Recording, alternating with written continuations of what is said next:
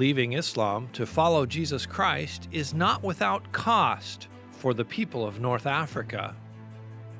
H was arrested in 2010, and he was arrested with his wife and his newborn baby, 6-month-old baby, and they were put in prison.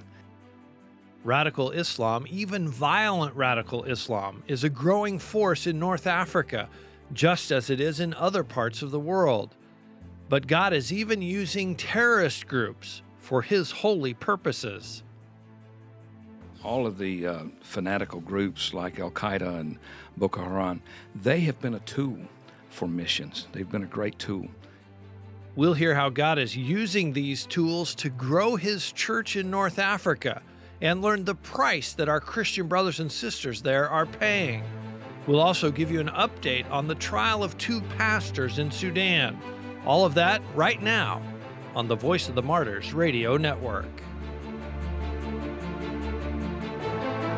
Jesus never promised His followers an easy path. In fact, He told His disciples that the world would hate them. He sent them out as sheep among wolves. Jesus' words came true in the life of the apostles, and they're still coming true today in the lives of His followers around the world. Join host Todd Nettleton as we hear their inspiring stories and learn how we can help, right now on the Voice of the Martyrs Radio Network.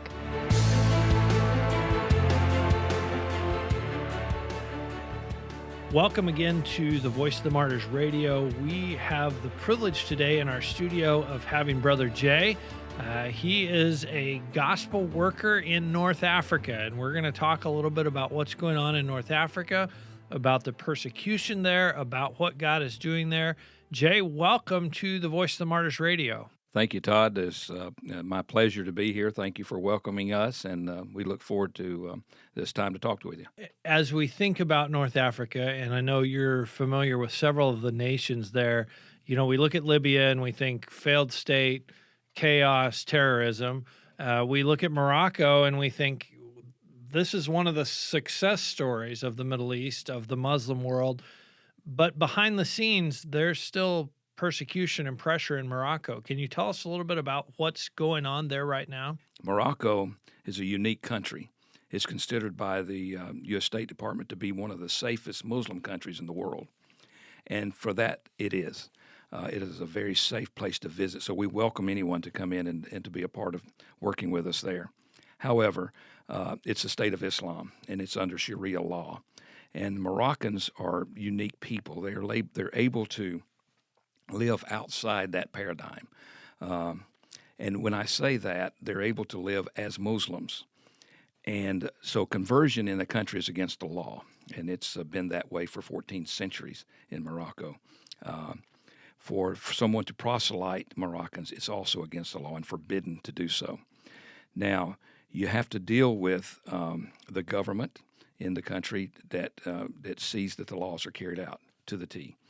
So people can risk jail time, and also they, in certain areas of the country, the laws played out differently. In different provinces, we've seen people thrown in jail and beaten. We've seen people thrown in jail and executed there in the prison system. Wow! While we've been there. But we've also seen some people have been arrested and simply turned loose. There's no rhyme or reason to how that might be played out. So different provinces in the area would play out differently. So it depends kind of who's in charge, or it depends what part of the country, or you know why it's different? Both of those things play in the scenario. Sometimes in different regions of the country, it plays out differently, and it also has a fact that different people are in charge with different power levels. It's a monarchy. It's a kingdom. And most of these authoritative figures are appointed by the king. In some areas, they actually have free elections, which doesn't make sense. But Islam doesn't make sense to us a lot of times. We can't figure it out. But when there are more free elections, and these are people that the local villages have elected, and it seems like justice can tend to seem to be a more kinder way it plays out there. Interesting. Our guest on the Voice of the Martyrs Radio is Brother Jay, who has worked for many years spreading the gospel in North Africa. Now, one of the things that I know happened a couple years ago in Morocco was a lot of foreigners suddenly found out their visa had expired. Yeah. In some cases, literally like, hey, you've got a few hours. You need to be at the airport and get out of here. What's kind of the repercussions of that, or what's happened since then with regard to foreign people, Christians and otherwise? It's a good question. In fact, found ourselves caught up into that landslide. We lost 135 units, missionary units in the country at that time. And it's been sort of the dust settling now. It's taken about 5 years. That happened in 2010. And so the dust has begun to settle. Some of the workers tried to get back into the country, and they were refused their visas to even come back in as tourists. But other workers now have begun to come back into the country. Younger, different organizations have begun to partner there. And so it in the last 18 months or so, we've seen an influx of new workers coming in. The government seems to be more settled than it was back then. Another factor is that the problems that had happened in Tunisia and Libya and other North African countries have led our king to take a look at what's going on around him. And so the harsh treatment that was in effect back in 2010, I think the king has begun to reprocess what he's doing, and especially with the way of his treatment to foreigners. So Americans they don't have a pass, but they seem to have more favor with the government today than they did in the past. Is there something you can point to that led up to that time of all those expulsions? Was there something that happened or something that changed, or was it just kind of random? Well, we don't think it was random. There were several incidents that led up to that. Of course, the thing that we praise the Lord about is the church has begun to grow in North Africa and especially in Morocco. And so house churches began to expand. Educating pastors and church leaders had begun to take place, and more workers had come into the country. And so, it became a time when the government didn't know what to do with all this expansion of Christians in the country. At that time, they didn't recognize that there were Moroccan Christians at all. So to hear that people are coming to faith in Christ and churches are starting in homes around, I think it shook up the government. And so rather than a peaceful, systematic way of handling that, they just made a rash decision and began to expel and arrest, and it was a total chaos. It sounds like they have that mindset that's kind of common in the Middle East, that Americans are Christians. America's a Christian country, so if you're an American, you must be a Christian. Therefore, you're part of the problem. You got to get out of here. That's correct. That's Okay. correct. And unfortunately, we're not all Christians, as most Right. people know. And so sometimes, and Europe has seemed that way too. The government looks at Europeans and Americans as all Christians. And the sad part about that is sometimes the Europeans come in for vacation, and so do Americans, and they do what we call have a devil's holiday there, utilizing drugs and prostitution, and it puts a bad face on the name of Christ and on what we're doing there. So.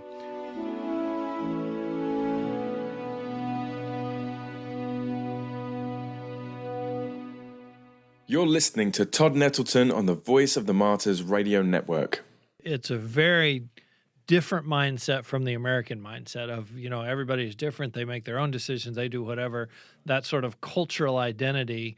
And you're right, it does do huge damage, and not just visitors, but you think of Hollywood movies of Americans. Well, those guys must all be Christians because they're Americans, and it really is kind of a tragedy. It is. That's the way the Muslim world sees, Hollywood as Christian. Uh-huh. Absolutely. What is kind of your specific focus of your ministry on a daily basis or a weekly basis? What kinds of things are you doing to support the growth of the church in North Africa? We initially began our work there as church planters. Where we moved, there were no existing churches or believers.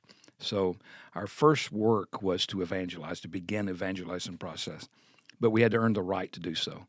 So we did that through a variety of different platforms, different things like education, business, medical, those kind of things, to do outreach, to earn the trust, and for them to learn to trust us as well.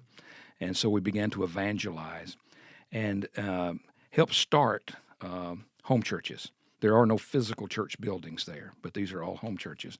And so we began to help assimilate those believers into home churches.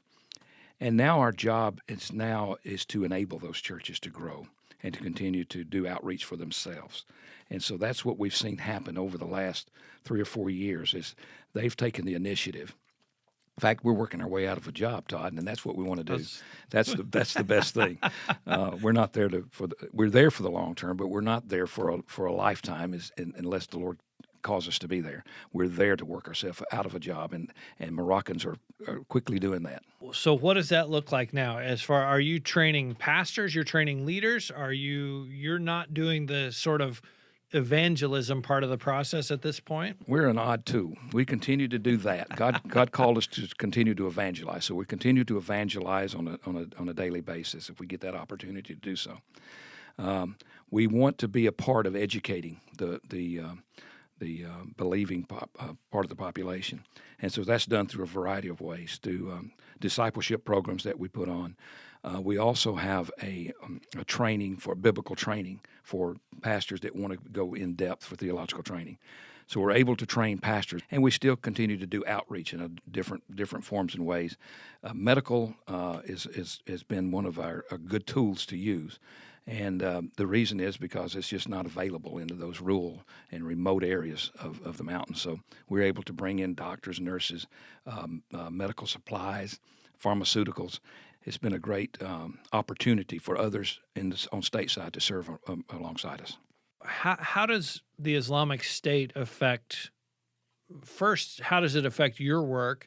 But then secondly, how does it affect even the average Muslim in Morocco? Because I know, we talk about Libya, the growth of the Islamic State there, or across North Africa, even now creeping up into Europe.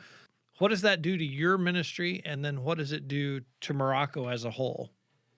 Well, that's a great question. We get that question a lot of times when we're stateside. And oddly enough, this is going to sound strange to some of your listeners, but this Islamic State, ISIS, all of the fanatical groups like Al-Qaeda and Boko Haram, they have been a tool for missions. They've been a great tool. And even though they're involved in some horrific activity, it's caused the average Muslim to take a look at his beliefs and reassess what he believes in. And it's caused a lot of people to turn their faith from Islam to Christianity. And so it's torn down an Islamic wall that we don't have to climb over anymore. So it's been a great tool, although I say it continues to shine and show its ugly head. And even in our country, I was sharing last night about how we've seen that they've infiltrated our country, even though our country is proactive on keeping this kind of extremism out of our country. The country is very proactive against it. It still infiltrates. And so we've had some cases where they've come in and they have actually purchased children, 10, 11, 12-year-olds, to go in and to work on the battlefield with them in Iraq and Syria.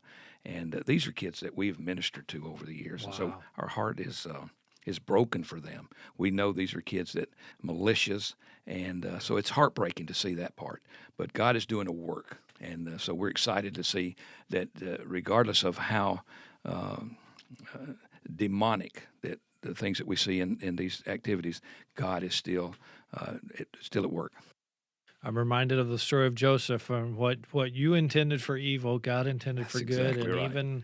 Even in that situation, one of the things we hear about the Islamic State, especially when these atrocities come out, is, well, those guys are not really Muslims.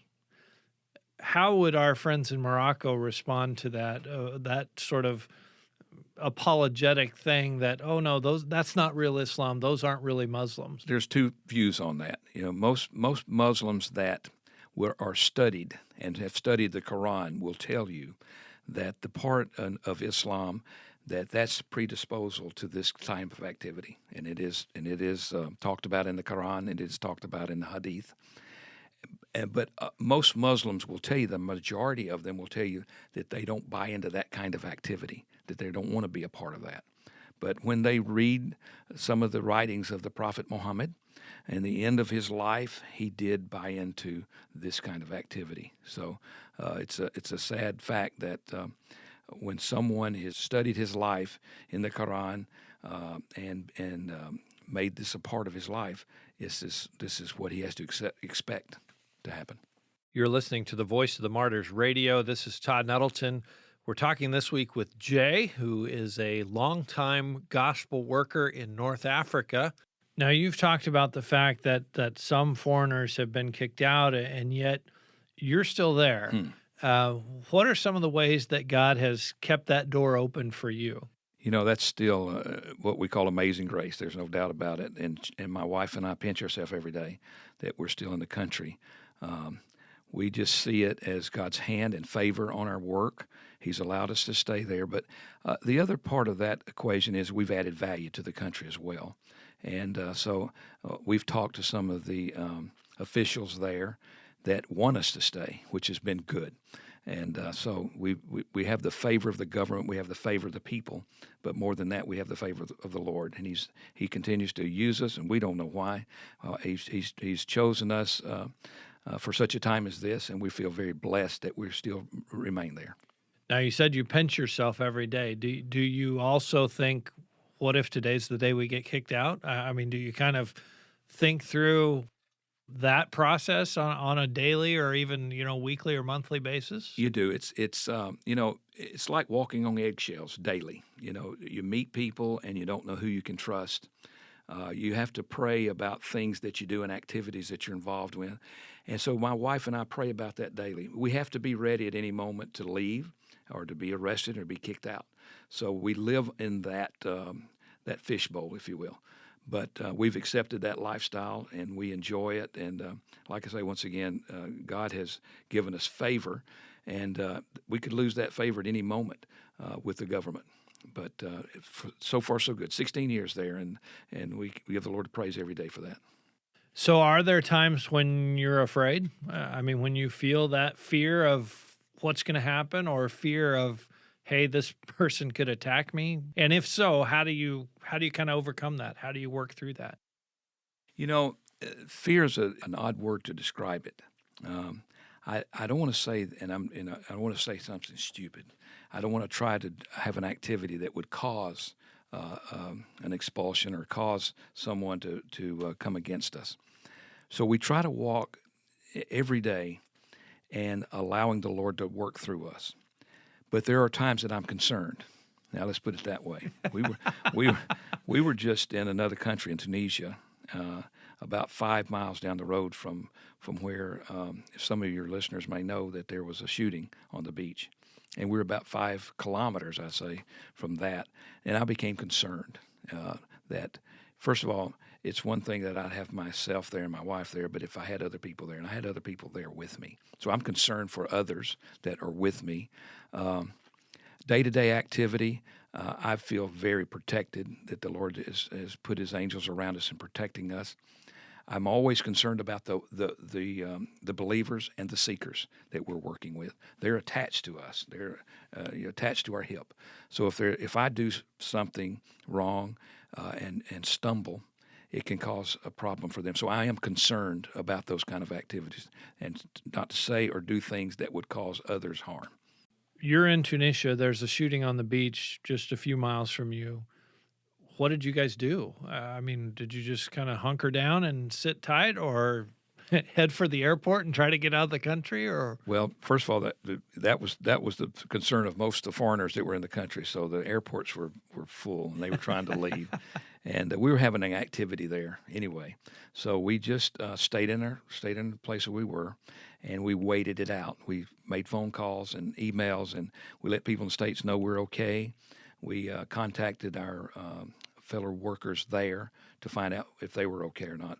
News like that thing travels probably faster in the States than it does in the country, but we were very aware of what was going on.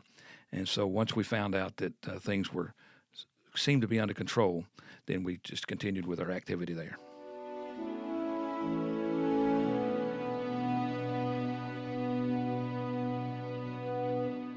You're listening to Todd Nettleton on the Voice of the Martyrs Radio Network. You can listen to every episode of VOM Radio at www.vomradio.net. Who are some of the heroes that you've met in your work there? People that you look at their faith and you think, wow, I want to be like that guy. Yeah. You know, there's so many. I can think of a few, and I'll give you a couple of good examples. These guys are, they're champions. One of the guys' name, and I'll just call him A. I met him early on, and he became a believer, and he became a zealous believer, and he was arrested for his faith, and he went through a time of torture and beatings, and stripped down naked and left in a prison cell for more than 3 months alone. Miraculously, he was let go, and we've had Amnesty International work with him. We've had different attorneys work with him. But, you know, his faith is so strong. He's never recounted. His parents have rejected him. He continues to evangelize his friends and people in remote areas that I'll never be able to go to. He has the physical ability to go to places I can't go to. And so he continues to be a champion for Christ. There's no question about it. One more I want to tell you about. We'll just call him H. And H was arrested in 2010, and he was arrested with his wife and his newborn baby, 6-month-old baby, and they were put in prison. And it's one thing to be put in prison, but to be put in prison with your wife and your child, just been incredible. And miraculously, within a few days, he was turned loose. But this is another one that carries his faith on his chest. He has no fear, and the government, you know, although it's against the law for him to do so, he continues to press on. He's been he had a rental house, and he's been kicked out of his house, and people refuse to rent homes to him. He keeps a smile on his face. He's an encouragement to us. When we see him, I know that I have no problems because this guy just keeps going on. He's incredible. All your problems are put in perspective. That's right. I know one part of your work is reaching out to the Berbers.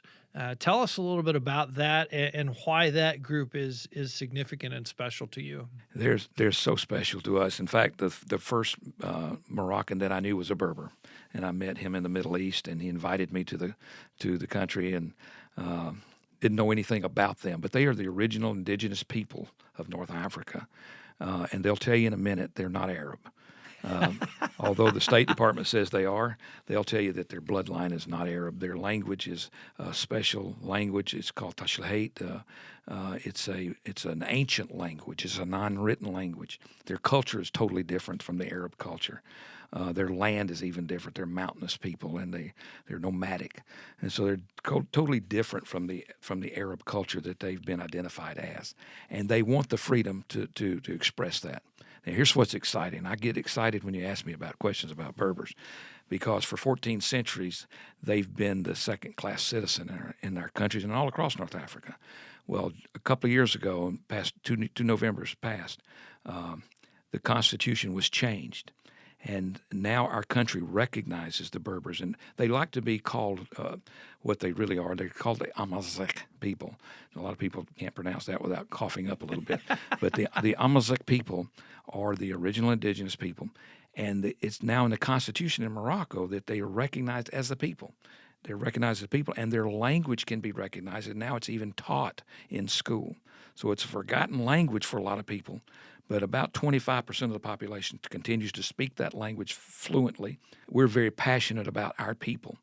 If you look across North Africa, there's more than 100 million in those surrounding countries, and most of that population, in their DNA, now they won't admit this, but their DNA, their bloodline is Berber, and so we're very passionate about reaching them for Christ. And God is doing some significant things among them. Oh, it's incredible. They are having, and I know a lot of your listeners have heard about dreams and visions, but God is working overtime spiritually in the Berber population, particularly, and they're coming to faith in numbers that are. It's incredible to see some of those things. God is good, and He is at work. Thank you, Brother Jay, for sharing about your ministry in North Africa and about the people you serve with there.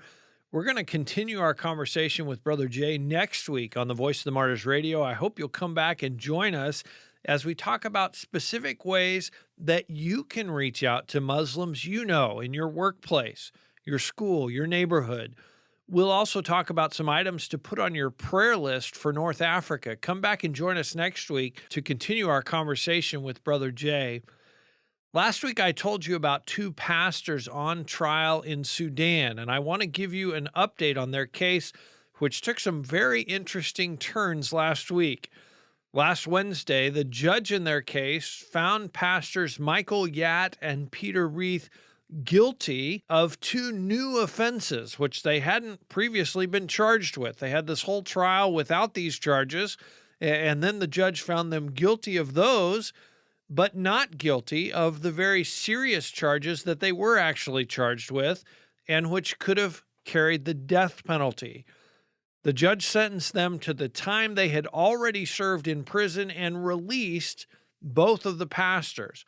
This is a huge praise to the Lord, a credit to the prayers of God's people around the world and to international pressure on the Sudanese government. But, and there is a but on this story, the pastors aren't completely out of the woods.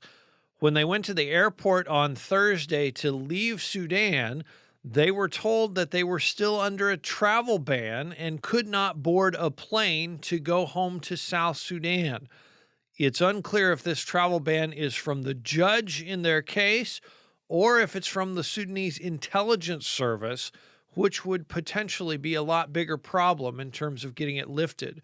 Their lawyer was told to report to the court on Sunday after the Sudanese weekend to appeal for that ban to be lifted. So I hope you'll watch VOM's Facebook page and our website, persecution.com, for further updates on what happens at that hearing and as their lawyer tries to get that ban lifted. So the good news is they were released from prison. They were sentenced to the time they'd already served. The bad news is they weren't allowed to leave Sudan and return home to South Sudan. We thank the Lord for the release of these brothers and for them being reunited with their wives and their children. But I hope you'll keep praying for them to recover from their months of being in prison and to be allowed to travel back home to South Sudan. It's been great to have you with us this week on the Voice of the Martyrs Radio. We'd love to connect with you on social media. If you're tweeting about this episode, use the hashtag VOM Radio and be sure to follow the Voice of the Martyrs USA on Facebook. You can listen to our conversation with Brother Jay again online at vomradio.net, as well as send us a comment or a question which we might use on the air. You can also listen to all previous episodes of VOM Radio and access our show as a podcast, so visit us online at vomradio.net. Pray for our brothers and sisters in North Africa. As Jay shared with us, there are challenges, but God is doing great things. Thanks for being with us this week. We'll see you next week on the Voice of the Martyrs Radio Network.